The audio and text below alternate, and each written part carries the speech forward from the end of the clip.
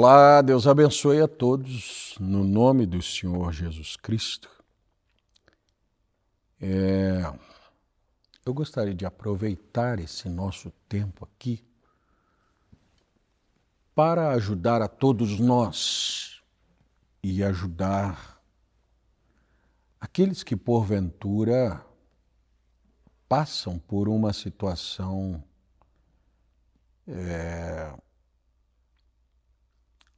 da perda de algum familiar. Cristãos verdadeiros, pessoas pelas quais nós oramos incessantemente e oramos com amor. Então,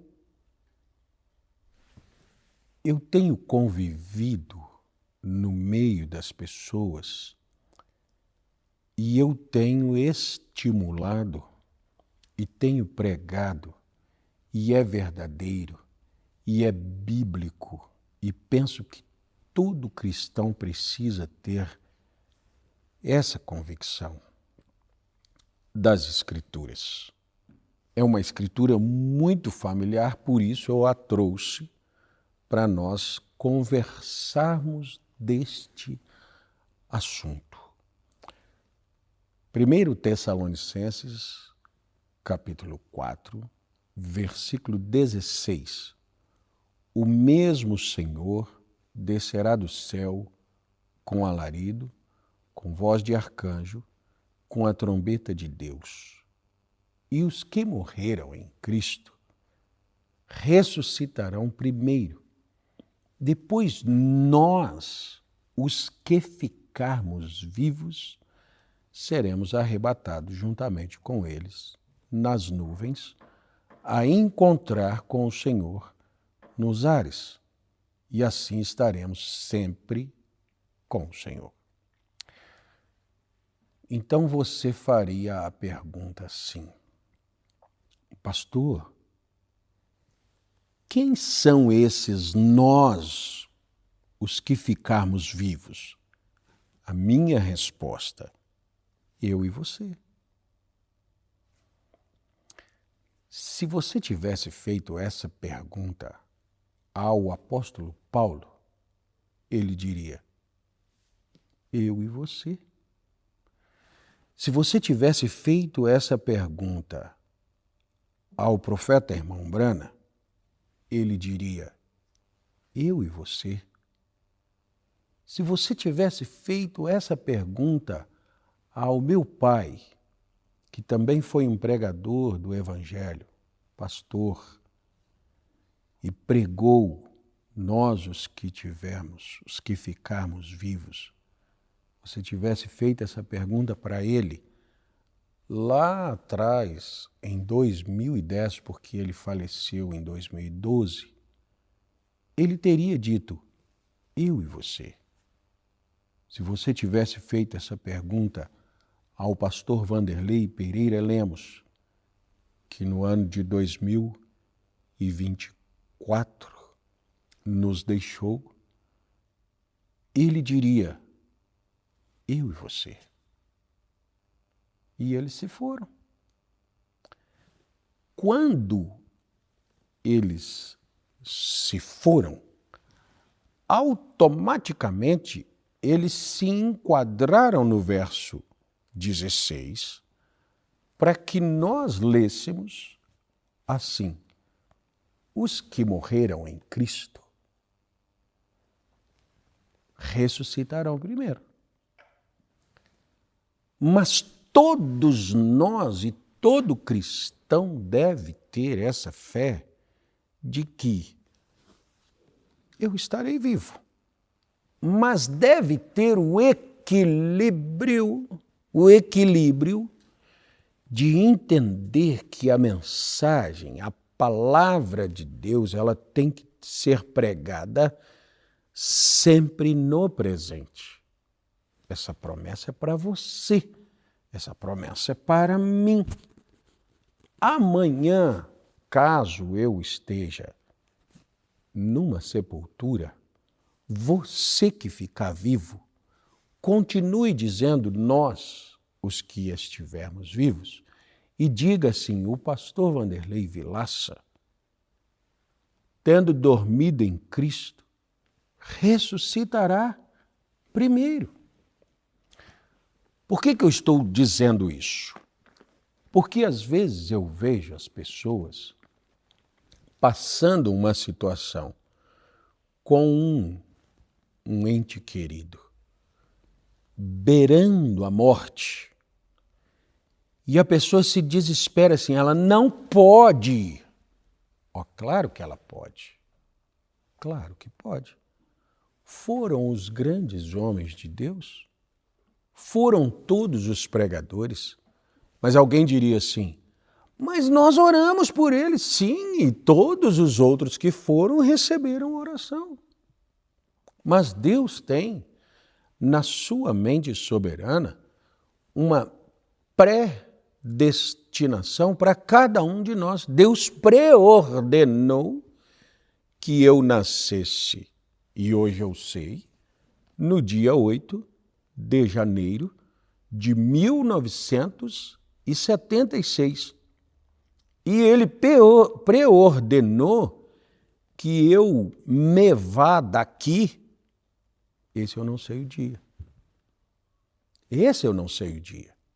Ninguém sabe. Então eu creio que Deus tenha preordenado a minha vida para o arrebatamento da igreja. Ora, se nós não cremos em arrebatamento da igreja, logo perde sentido a mensagem. Sim. Mas o mesmo apóstolo Paulo que fala do arrebatamento da igreja, ele sempre precede essa palavra do arrebatamento da igreja com ressurreição da igreja, que vai ser arrebatada também. Então, isso nos deixa equilibrados assim, como disse São Paulo. O viver para mim é ganho. Aliás, o morrer para mim é ganho, o viver para mim é Cristo. Eu quero viver para quê? Para Cristo. Eu quero viver para ser útil ao reino. Eu quero viver para cumprir escrituras na minha vida. Eu quero viver para ser agente do reino de Deus. Mas se Deus encerrou comigo agora, já é ganho, porque eu começo já a herdar promessas que eu vivo não posso herdar. O que seria isso? A partir do momento que esse corpo meu se desfizer, eu logo estarei habitando um corpo incorruptível. Habitando um corpo incorruptível, poderíamos tomar a experiência do profeta Irmão Brana, chamada de além da cortina do tempo. Eu estarei num lugar, numa dimensão, onde eu não terei tristeza, nem dores, nem dia, nem noite, nem sensações, nem nada dessas coisas. Eu não vou estar lá um cadáver, uma múmia, um coitadinho sofrendo, uma alma penada, viajando sem saber para onde. Não, eu sei onde irei, como cristão, porque essa palavra me garante, essa Bíblia me garante. Mas é lógico que os meus familiares ficarão aqui, sentindo por um pouco de tempo a minha ausência, e depois eles se equilibrarão e logo continuarão a viver suas vidas, entendendo que para eles também o viver deve ser Cristo e o morrer deve ser ganho. Para quê? Para tirar essa questão de que se eu orei, logo Deus é obrigado. Logo aquela pessoa não pode. Claro que pode. Claro que pode. O que não pode é o vivo ficar pensando que tem que morrer. Entende isso? Parece estranho, mas isso é uma chave. Eu não tenho que morrer E geralmente as pessoas pensam em morrer é quando tudo está mal. Ah, eu quero morrer, eu quero morrer. Você quer nada. Se você vencer esse problema aí, você quer viver. Você quer viver, você quer alegrar, você quer conquistar. Mas se o problema se avolumar, então logo você quer morrer. Não. O vivo tem que celebrar a vida, ainda que essa vida seja de batalha. Nós celebramos as batalhas. Nós nem estamos aqui para ser felizes. Nós nem estamos aqui para... Você diria, por exemplo, que João Batista foi um homem feliz?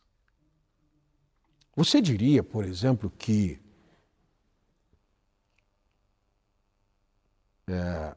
Jeremias foi um homem feliz? Você diria que Ezequiel foi um homem feliz? Você diria que o próprio Elias foi um homem feliz? Dentro do nosso conceito de felicidade. E eu vou fazer outras perguntas. Você diria que Oséias foi um homem feliz? Ah, eu creio que sim. Por quê? Porque você não leu a vida deles. Porque se você lesse, Deus mandar casar com uma prostituta, Deus permitir que a mulher adúltera que ele casou o traísse, largasse dele, fosse ter um filho com outro. Ezequiel, por exemplo, deitar em cima de um tijolo por tanto tempo, depois virar e deitar de novo, depois cozinhar com um esterco, depois perder a esposa e não poder chorar por causa da esposa.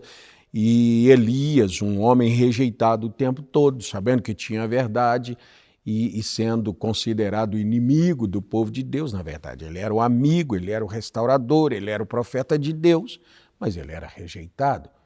Jeremias, nós temos um livro chamado de Lamentações de Jeremias. Quantas pessoas Jeremias conseguiu converter ao longo do seu ministério? Foi um homem feliz, um homem realizado? Não. Você diria que Jesus foi um homem feliz? Então, por que é que eu tenho que ser feliz? Eu tenho que ser feliz, Não, eu tenho que ser salvo, eu tenho que cumprir a promessa de Deus, a proposta de Deus para a minha vida. E eu posso ver alguns grandes homens felizes de Deus.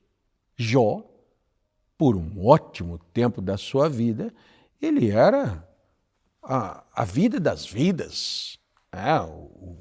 O sonho de consumo de uma vida era a vida de Jó. Se você ler o livro de Jó, creio que seu capítulo 31, ele diz que quando Jó chegava numa praça, todo mundo silenciava, as crianças não brincavam, o flautista não tocava, todo mundo temia Jó. Jó era uma sumidade de cidadão e quando chegava, todo mundo silenciava. Algum tempo da vida de Jó, ele passa por um monte de cinzas, leproso, sem nada, acusado. Então, aquele não foi um tempo feliz de Jó. Mas logo depois vem Deus e dá em dobro tudo que Jó teve. Que homem feliz! Abraão, um homem feliz. Quem sabe Salomão, um homem muito feliz. E já outros não. Então, qual é a chave para a nossa vida aqui? É entender o propósito dela. Ainda que o propósito dela não venha adornado com detalhes de felicidades aqui. Sim, você foi chamado por Deus para pregar o evangelho, traz um evangelho ao povo, mora aí nesse deserto, come os gafanhotos que conseguir capturar, tem mel aí. Mas para tirar mel, não tem melzinho no frasco. Tem mel lá, in natura, e você tem que ir na colmeia, e quem sabe quantas picadas de abelha ali, e João era a base da sua alimentação, isso. Senhor, e vestidos? O dia que encontrar uma ovelha morta, se matar uma ou caçar, tira o couro dela e vista-se. Mas vai lá e e prega o evangelho. Então João vem e prega o evangelho. Pensa na felicidade de João quando ele vê Jesus vindo à beira do Jordão para ser batizado e aquela pomba sobre ele. Ele disse, quem me mandou pregar disse que o homem que eu visse com uma pomba sobre ele, esse seria, é ele, que coisa maravilhosa. Tá, logo depois ele está preso e agora uma menina pede a cabeça dele e o rei cumpre e manda cortar sua cabeça. Felicidade? Não, eu sou feliz porque fui à terra, cumpri o propósito e o propósito está cumprido. Então vamos entender isso que os nossos queridos, entes queridos, vieram aqui e cumpriram um propósito. Eu creio que meu pai e minha mãe cumpriram o seu propósito. Eu creio que o pastor Wanderlei cumpriu o seu propósito. Eu creio que o profeta William Branham cumpriu o seu propósito. E ele sabia que estava chegando o seu final. Até uma profecia, ele havia dito que quando Deus o curasse de um problema terrível no seu estômago, estaria próximo da sua partida. Ele foi curado, logo depois ele se foi.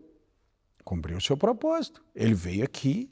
Ah, meu Deus, e agora o que vai fazer? Como é que fica a família dele? Isso agora é responsabilidade de Deus.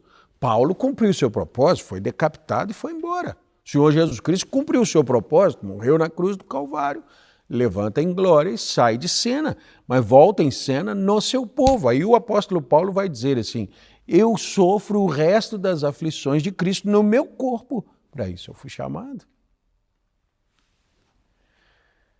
Então, ser feliz é encontrar o propósito da nossa vida e cumpri-lo com toda a intensidade possível. Pai, está consumado. Depois de consumado, como é que Deus vai me tirar desse campo de missão, desse campo de batalha? Eu posso um dia estar dormindo e não acordar.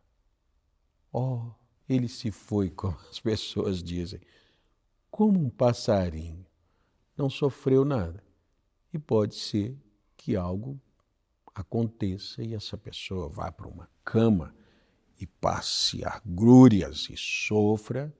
Oh, se foi, e pode ser que um carro venha de lá e bata de frente, tal como foi o profeta, num acidente, sim. E quem estava lá? 2 garotos bêbados. E eles morreram também, né? Foram para o inferno.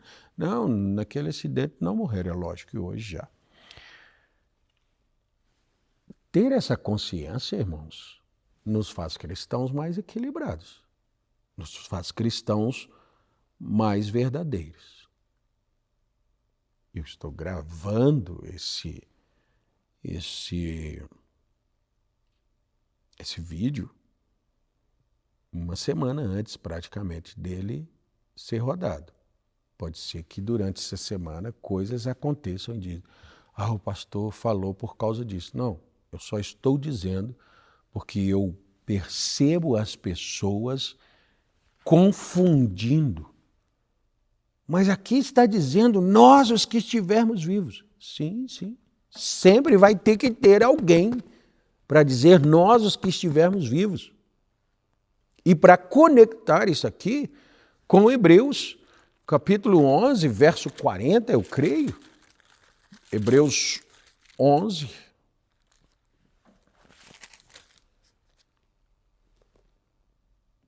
Verso 40. Provendo a Deus alguma coisa melhor a nosso respeito, para que eles, sem nós, não fossem aperfeiçoados. Falou dos que morreram no Senhor. Agora, o próprio Paulo que escreveu aos Hebreus está aqui. Ele sem mim não pode ser aperfeiçoado. Ele sem você não pode ser aperfeiçoado. Mas Paulo não diz. E esses heróis da fé, essa aqui é a galeria dos heróis da fé, eles não poderão ser aperfeiçoados sem aquelas pessoas lá dos últimos dias, falou. Eles sem nós, por Porque nós, ele estava vivo. E por isso ele estava pregando o evangelho. Eu estou vivo e por isso eu estou pregando o evangelho, falando nós. Amanhã pode ser que me sepultem. E alguém vai estar no meu lugar pregando o evangelho, dizendo nós. Não é proibido ir alguém. Não tem uma escritura dizendo. E se assim fosse, nós teríamos um mundo com velhos de 500, 600, 1000 anos aí, envelhecidos, porque eu orei por ele, gostava muito dele e Deus deixou ele aqui. Não, tem um propósito, tem uma pré-ordenação, a predestinação de Deus, um tempo, Deus colocou, vamos dizer, tempo de validade. O dia que chegar o meu tempo vai se somar de 8 de janeiro de 1976 até 2000 e alguma coisa, viveu ele tantos anos. Leia a Bíblia, leiamos as nossas Bíblias. Viveu fulano tantos anos, gerou tal pessoa e daí por diante gerou filhos e filhas e seus dias na terra foram tantos anos, 120 anos, 300 anos, 70 anos, 50 anos, 40 anos, 20 anos e se foi. E nós ficamos aqui equilibrados. Então, essa é uma chave do Evangelho, tanto quanto advertência, como correção, como posicionamento. Sejamos sóbrios. Por isso, o apóstolo Paulo começou essa escritura no verso 13. Não quero, porém, irmãos, que sejais ignorantes acerca dos que já dormem. Eles vão ressuscitar. Eles vão se levantar. Nós aqui não podemos ficar eternamente em luto por alguém que se foi, que não podia ir. Quem é que não pode ir? Qualquer um pode. E quem é que não pode ficar? Qualquer um pode ficar. Eu não sei quanto tempo. Quanto tempo temos ainda para o arrebatamento? Nós estamos vendo as situações mundiais, o mundo geopolítico se posicionando, e isso nos dá a visão de que está próximo. Mas eu não sei qual que é essa proximidade. Isso pode ser alguns meses? Pode. E isso pode levar alguns anos a mais? Pode. Oh, não diga isso, pastor. Não estou dizendo que vai, eu estou dizendo que pode. E se puder, mais alguns de nós vamos descer à sepultura. Nós, os que estivermos vivos, vamos trazê-los da sepultura. Se eu não tiver, espero que você esteja e que possa se posicionar para me chamar de volta. Que Deus vos abençoe no nome do Senhor Jesus Cristo. Sejamos mais fortes, mais sóbrios, mais equilibrados, menos emocionais, não é menos sensível, mas menos sentimentais. A vida é uma realidade, assim como a morte é. Deus vos abençoe, em nome de Jesus Cristo.